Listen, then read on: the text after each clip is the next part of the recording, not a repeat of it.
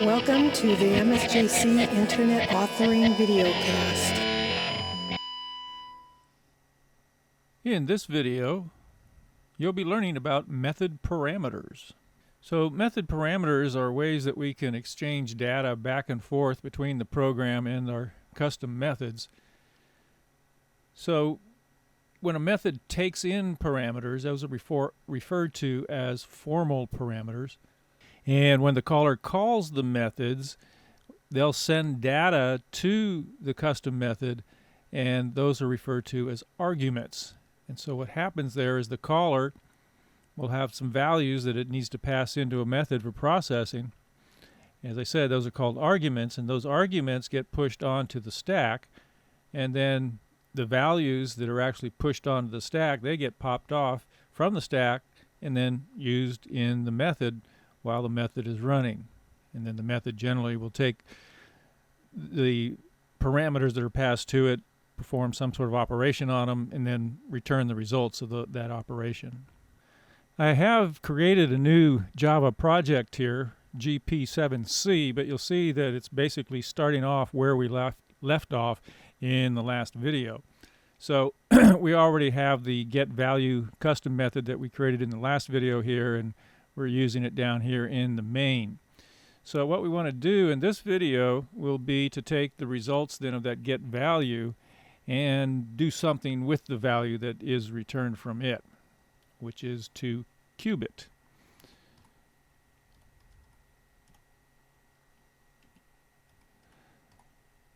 So we're going to create this custom method called cubeIt, and it's going to take in an int that we're going to call num internally. So that's going to be a local variable then that we use internally within our custom method here. And all it does is returns that value that's passed to it multiplied times itself and itself again. So in other words, cubing the value that was passed into it. Then down here in our main, we'll go ahead and make the call then to our cubeIt method and assign it to a integer named cube. And so that will be the results then of taking our GP instance of our GP object, GP7C object, and simply calling the cubeIt method and passing into it the return value that we got from our getValue custom method.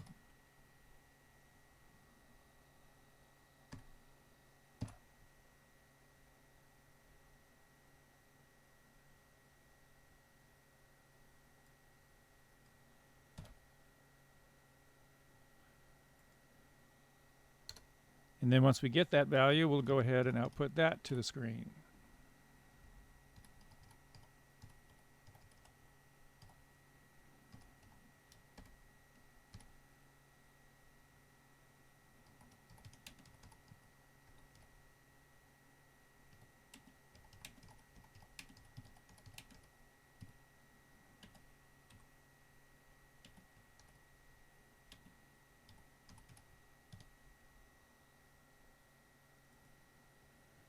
So let's take a look at how this actually flows.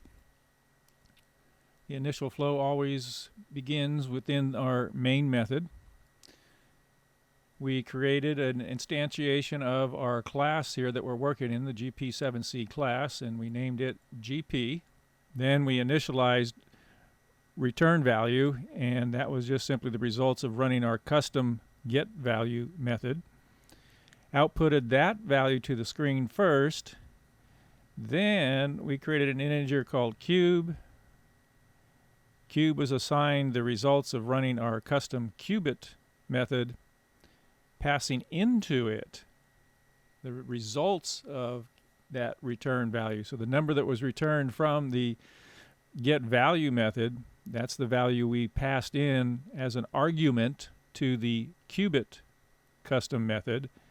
And when we look at the cubeIt custom method, we can see that it will accept a parameter, a single parameter, and it's of type int, and we're calling it num, and it's just that value only exists inside of that method there, and it is utilized within the method, and then the results of the multiplication there is returned back from the method.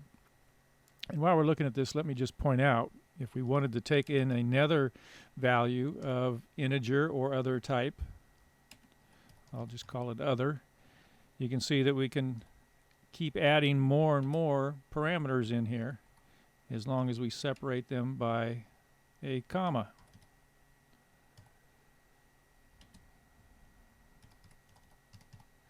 So we could go on and on there. When you make the call, so let's go back to our caller down here for qubit.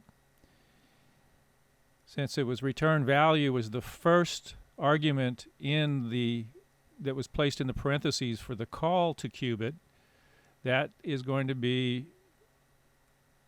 transferred over here to the first parameter that's listed in the qubit declaration there.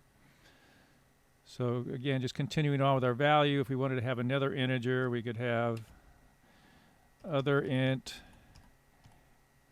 and some char.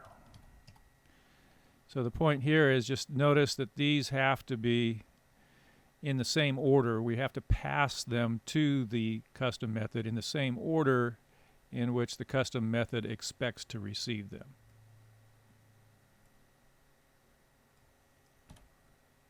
With that said and done, let's go ahead and go back to where we were here and just run it to show you the results.